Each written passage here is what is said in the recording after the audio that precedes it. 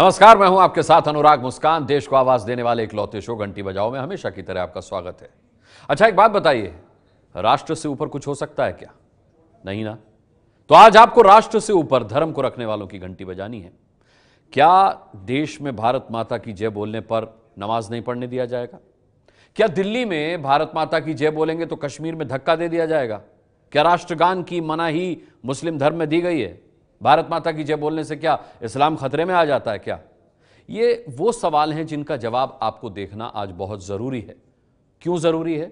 इसलिए जरूरी है क्योंकि आज बकरीद के मौके पर श्रीनगर में फारूक अब्दुल्ला को नमाज पढ़ने से रोका गया, धक्का दे दिया गया, जूता दिखाया गया, क्योंकि जम्मू कश्मीर के पूर्व मुख्यमंत्री फारूक अब्दुल्ला ने दिल्ली में सोमवार को भारत माता की जय का नारा जोर से लगा दिया था। तो अब सवाल यह है कि अगर नमाज पढ़नी है तो क्या भारत माता की जय बोलने से रोका जाएगा इस देश में? और कोई क्या बोलेगा क्या नहीं बोलेगा, ये कुछ लोग कैसे तय करेंगे और क्यों तय करेंगे? कुछ लोग कैसे तय कर सकते हैं कि भारत माता की जय बोलने वाला नमाज नहीं पढ़ सकता? क्या देश से ऊपर धर्म हो सकता है? अगर नहीं तो आज आप हमारी ये रिपोर्ट देखिए और राष्ट्र से ऊपर धर्म को रखने वालों की जोरदार घंटी बजाइए, ऐसी कि याद रखें वो। भारत माता की, भारत माता की, भारत माता की जय बोलेंगे तो नमाज नहीं पढ़ने दोगे क्या?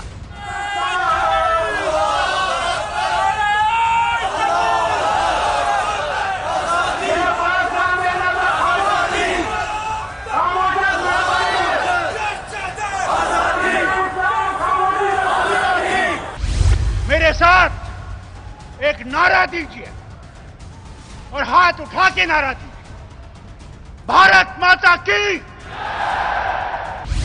भारत माता की जय बोलेंगे तो कश्मीर से क्या फेंक दोगे?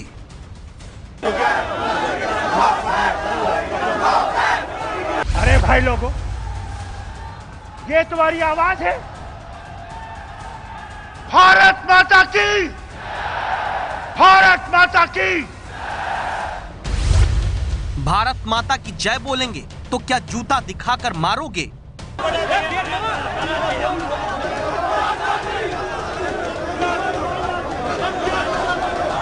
इसको फेंक दो बाहर, इसको फेंक दो बाहर। श्रीनगर में अपने ही गढ़ में जब हजरत बल में फारूक अब्दुल्ला बकरीद पर नमाज पढ़ने को बैठे तो पीछे से धक्का देकर भगाया जाने लगा।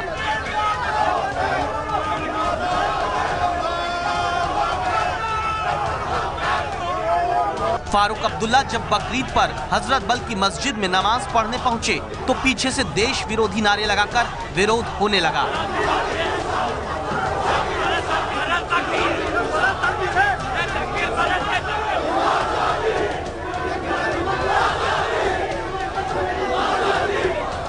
जूता दिखाया जा रहा था फारूक अब्दुल्ला को।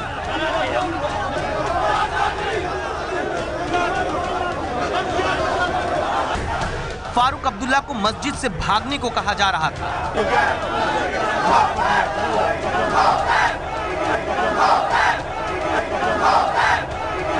जिस श्रीनगर की सियासत फारूक अब्दुल्ला करते हैं, वहीं उन्हें नमाज पढ़ने से इसलिए रोका जा रहा था क्योंकि 20 अगस्त को अटल जी को श्रद्धांजलि देते वक्त फारूक ने दिल्ली में भारत माता की जय के नारे लगाए थे। मेरे साथ एक नारा दीजिए और हाथ उठा के नारा दीजिए, भारत माता की।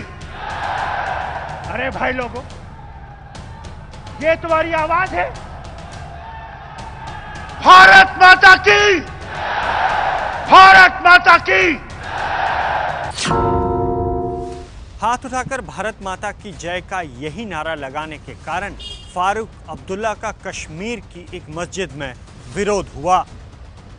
फारूक अब्दुल्ला किसी तरह नमाज तो पूरी कर पाए, लेकिन नमाज पढ़ने के बाद दिए जाने वाले भाषण, जिसे खुतबा कहते हैं, उसमें वो शामिल नहीं हो पाए। भारत माता की जय के बदले हुए विरोध के कारण फारूक अब्दुल्ला को मस्जिद छोड़कर जाना पड़ा। तो भारत माता की जय बोलने वाला किन्हें मंजूर नहीं? अब ये देखिए, श्रीनगर की मस्जिद में कुछ ने चेहरे पर नकाब लगा रखा था और ये लोग नारे किसके लगा रहे थे, सुनिए।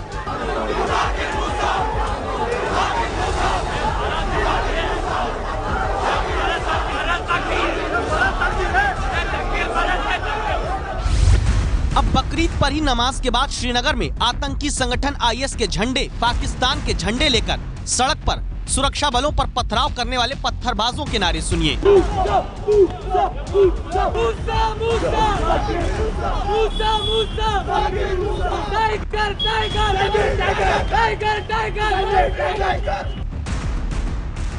यानी भारत माता की जय बोलने वाले फारूक को मस्जिद में नमाज पढ़ने से रोकने देने वाले और कश्मीर में पथराव करने वाले लोग एक ही हैं, जो पाकिस्तान समर्थक हैं, जो घाटी में आतंकियों के संरक्षक हैं। तो सवाल ये कि भारत माता की जय बोलने वाला क्यों कश्मीर में मंजूर नहीं?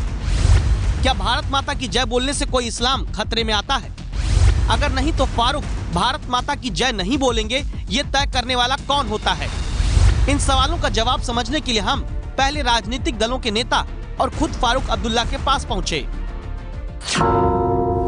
अगर ये समझते थे कि फारूक अब्दुल्ला इससे डर जाएगा, मैं डरने वाला नहीं हूँ। नहीं, मैं डरा हूँ कभी न आगे डरूंगा। मौत और हयात अल्लाह के पास है। ये लोग कर क्या रहे हैं? इनका मकसद क्या है?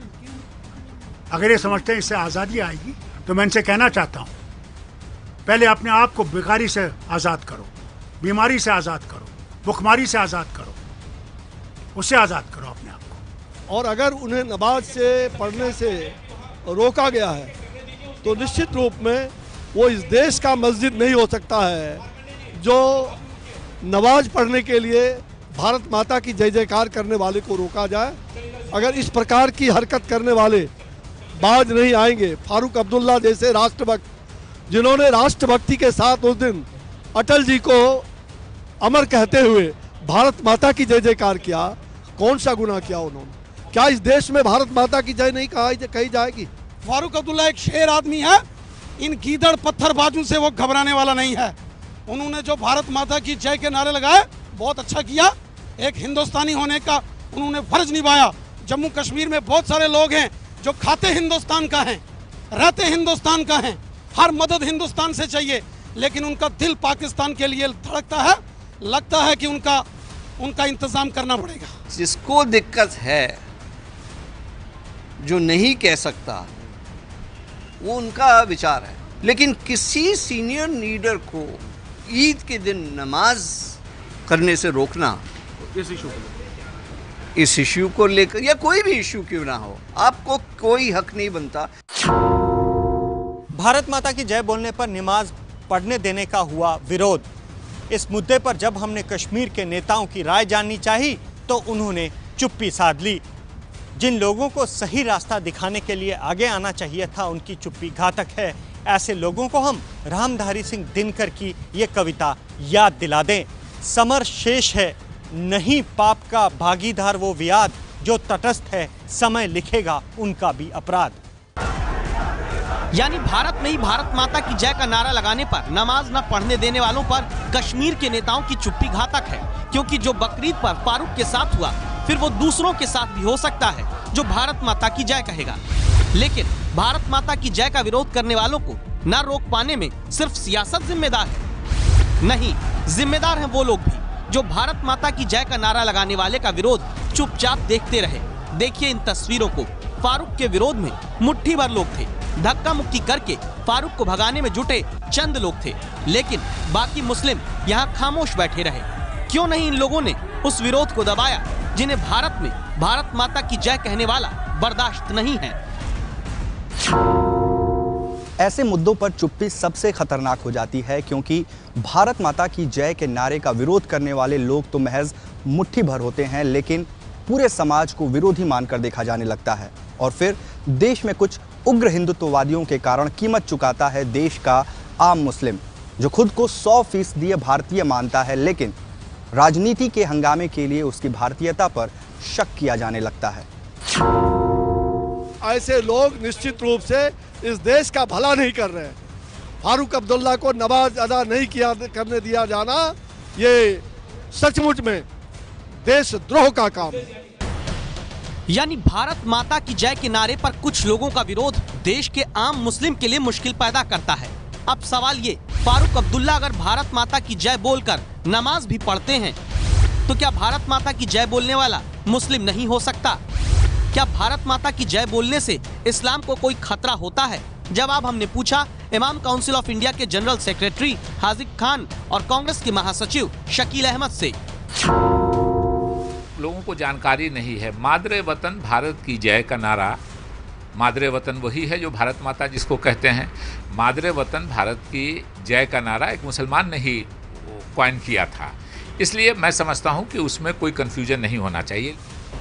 देखिए, भारत माता की जय कहने में इस्लाम ये कहता है कि हमारे मज़हब में किसी की पूजा नहीं की जाती। इस्लामी मज़हब के एतबार से हम किसी की पूजा नहीं करते हैं। हम मादरे वतन कहते हैं और इस मादरे वतन से मोहब्बत करते हैं। भारत माता की। किसने कह दिया कि भारत माता की जय का नारा लगाने का मतलब पूजा करना है? ये एक नारा है। ये नारा देश और देश प्रेम से जुड़ा है, जिसे फारूक अब्दुल्ला ने बहुत गर्व से लगाया। मेरे साथ एक नारा दीजिए और हाथ उठा के नारा दीजिए, भारत माता की। अरे भाई लोगों, ये तुम्हारी आवाज है? भारत माता की, भारत माता की। लेकिन सवाल ये भी कि अभी क्यों फारूक अब्दुल्ला का इतना विरोध हुआ? इस वजह को समझने के लिए कुछ दिनों पुराना फारूक अब्दुल्ला का ये बयान सुनिए। 35 को ये छेड़ नहीं सकते। जितना ये कुरेदेंगे उतना ही खून बहेगा। वक्त आ गया है कि कुरेदना छोड़ देना चाहिए। वो हाल आप खुद ही देखेंगे और दिल्ली भी देखेगी। फिर इसको संभालना इनके लिए बहुत मुश्किल होगा। तो क्या सच्चाई ये है कि कश्मीर को विशेष राज्य का दर्जा देने वाले आर्टिकल 35A और धारा 370 को लेकर अब तक फारूक वोट वाली चिंगारी से कश्मीर में खेलते रहे, जिसका खामियाजा भारत माता की जय का नारा लगाने पर उठाना पड़ा और उन्हें मस्जिद से उठकर जाना पड़ा? जवाब देते हैं वरिष्ठ पत्रकार राहुल जलाली। आपने कुछ दिन पहले ही उन्हीं की जुबान बोली थी, तो इतने जल्दी बदलने में तो शायद एक लोगों को भी लगता है कि इतने जल्दी बदल गए। थोड़ा टाइम देते तो शायद लोग भूल भी जाते वो पहले उन्होंने क्या कहा था। तो इसीलिए ये इतना तूल पकड़ लिया कश्मीर घाटी में। और तो धर्म और वोटवादी राजनीति को राष्ट्र से ऊपर रखने का हश्र क्या होता है? देखिए महाराजगंज की तस्वीर। उत्तर प्रदेश के महाराजगंज के मदरसे में 15 अगस्त को तिरंगा फहराने के बाद राष्ट्रगान गाने से रोका जाने लगा।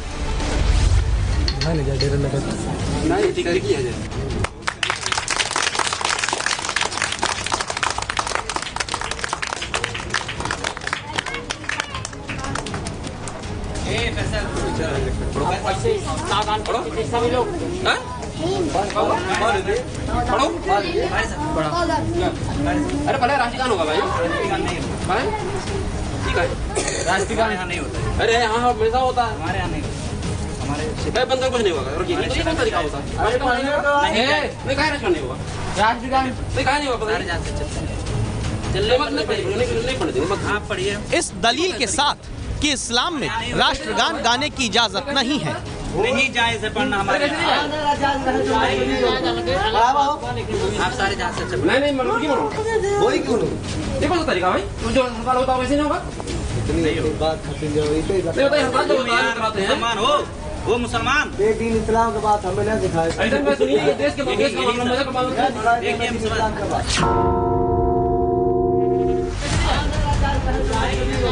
मदरसे में राष्ट्रगान का विरोध करने वाले 3 लोग देशद्रोह के आरोप में जेल भेज दिए गए। मदरसे की मान्यता भी रद्द हो गई। लेकिन भारत में धर्म को आगे करके राष्ट्रगान का विरोध और भारत माता की जय के नारे लगाने वाले का विरोध करने वाली सोच की मान्यता कैसे रद्द होगी?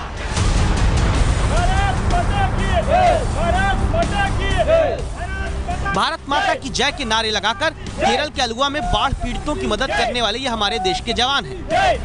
भारत माता की जय का नारा लगाने वाले ये जवान केरल में उन लोगों की मदद कर रहे हैं जहां 55% आबादी हिंदू है, 26% मुस्लिम और 18% ईसाई। मदद करते वक्त ये जवान कोई धर्म नहीं देख रहे। भारतीय सेना के वही जवान हैं जो आज भारत माता की जय का नारा लगाकर केरल में भारतीयों की मदद कर रहे हैं।